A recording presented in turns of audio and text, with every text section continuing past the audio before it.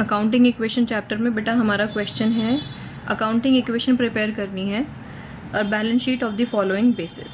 अच्छा जी, देखिए सबसे पहले हमसे इन्होंने क्या दिया हुआ है, गुरमन ने बिज़नेस स्टार्ट किया है विद कैश। तो सबसे पहली स्टेटमेंट हम यहाँ लिख देते हैं, बिजनेस स्टार्टेड।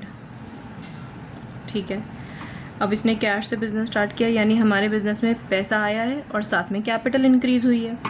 अब पैसा कितना आया है, 20,000 रुपये, 20,000 का कैश आया है और साथ में हमारे सिर पर लाइबिलिटी इंक्रीज़ हुई है 20,000 की कैपिटल के नाम की। सेकेंड इन्होंने हमसे क्या बोला है, he purchased a furniture for, furniture ख़रीदा है इन्होंने 2,000 रुपये का। अब फर्नीचर ख़रीदने का मतलब क्या है कि भाई फर्नीचर हमारे लिए एक एसेट है नई, तो हमने लिखा यहाँ पर कि 2,000 रुपये का फर्नीचर हमारे पास आ गया। यहाँ पर अंग्रेज़ी लिख दो आप, फर्नीचर परचेज्ड।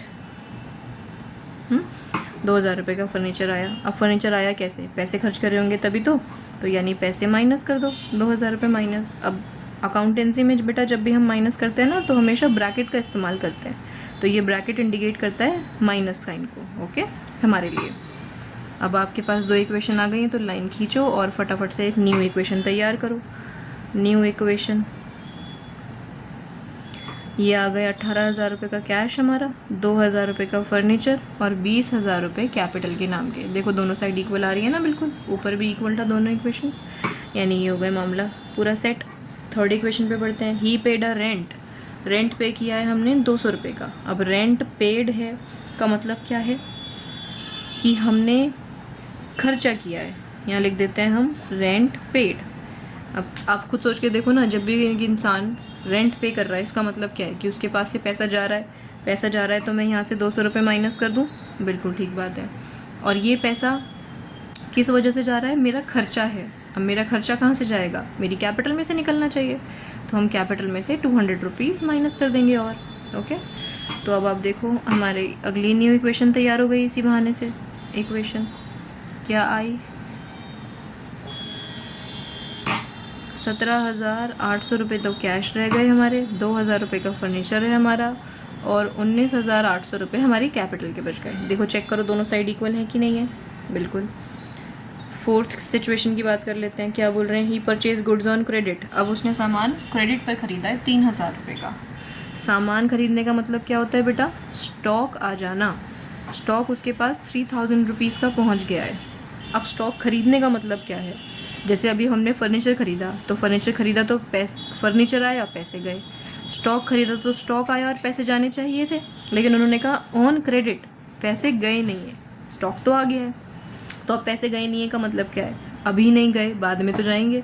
और क्योंकि बाद में जब पैसे जाएंगे तो तब तक के लिए वो मेरे लिए क्या है, लाइबिलिटी, यानी मेरे लिए कौन बन गए, वो क्रेडिटर्स 3,000 के।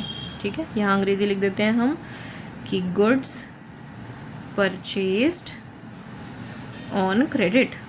ठीक है, देखो ये पर्टिकुलर्स में जो अंग्रेज़ी लिखते हैं ना हम, इसका कोई हार्ड एंड फास्ट रूल नहीं है। आपको जो इंग्लिश समझ में आती है ऐसी चीज़ यहाँ पे लिखो जिससे स्टेटमेंट समझ में आ जाए कि क्या कहना चाह रहे हो।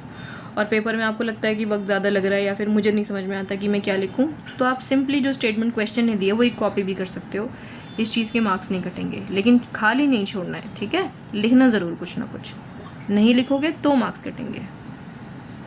तो यहाँ तो कोई चेंज नहीं थे, तो ये कैश 17,800 का आ गया, 2,000 का फर्नीचर, 3,000 का स्टॉक। और क्रेडिटर्स की बात करें तो 3,000 यहाँ आ गए और 19,800 ये आ गई हमारी कैपिटल। ज़रा एक बार चेक करो फटाफट से, एसेट्स लाइबिलिटी की बराबर है कि नहीं है, देखो बराबर होनी चाहिए, गड़बड़ ना हो। Now he sold goods, cost price जिसका 2,000 है, इन कैश फॉर 5,000, 2,000 का माल 5,000 में बेचा है। इन कैश का मतलब हाथों हाथ पैसे लिए हैं। अच्छा, तो यहाँ लिख देते हैं गुड्स सोल्ड, सामान बेचा हमने, सिंपल छोटी सी बात। सामान बेचा, पैसे आए, सामान बेचा यानी सामान में से माइनस, कितना सामान बेचा है, 2,000 का, 2,000 रुपये वाला। कितने में बेचा है, 5,000 में, तो आपके पास पैसा कितना आया, 5,000। अगर आप इतना करके छोड़ दोगे तो गलती हो जाएगी, ध्यान रखना इस बात की, क्योंकि देखो हम हमेशा क्या करते हैं, दोनों साइड इक्वल चेक करते हैं ना। अब उस तरफ तो कुछ आया ही नहीं और इधर देखना 5,000 प्लस के 2,000 माइनस करें तो 3,000 रुपये तो बच रहे हैं यहाँ पर। बैलेंस तो हुई नहीं है इक्वेशन, तो बैलेंस कैसे होगी? एक चीज़ क्योंकि हमने मिस कर दिया, और वो चीज़ क्या है? 2000 का सामान हमने बेचा 5000 में, तो 3000 रुपये कमाए भी तो। अब वो कमाई कहाँ जानी चाहिए? हमारी कैपिटल में जुड़नी चाहिए ना वो। देखो अब बिल्कुल बैलेंस्ड है। अब आप दोनों साइड इक्वल करो और यहाँ अपनी आखिरी न्यू इक्वेशन बना लो। ये हो गए हमारे टोटल 22,800, ये हो गए 2000, ये 1000 का स्टॉक रह गया, 3000 रुपये क्रेडिटर्स के, और ये 22,800 रुपये हमारे आ गए कैपिटल के नाम के। अब आप देखो आसानी से बिना किसी कैलकुलेशन के देख पा रहे होगे कि एसेट्स लाइबिलिटीज़ के इक्वल हैं। लेकिन क्वेश्चन ने हमसे साथ में बैलेंस शीट बनाने के लिए भी बोला है। हालांकि बैलेंस शीट इस वक्त तो आपके किसी काम की है नहीं, लेकिन फिर भी मैं ड्रॉ करके दिखा देती हूँ कि बैलेंस शीट बनती कैसे है। आप सिंपली यहाँ लिखोगे बैलेंस शीट। ये आप कॉपी घुमा कर भी कर सकते हो, मेरे पास जगह ऐसे इसलिए मैं ऐसे कर रही हूँ। यहाँ पर बीच में एक लाइन लिखना, डाल देना। इस तरफ बेटा एसेट्स होती हैं, फिर यहाँ अमाउंट आ जाता है, यहाँ लाइबिलिटीज़ होती हैं।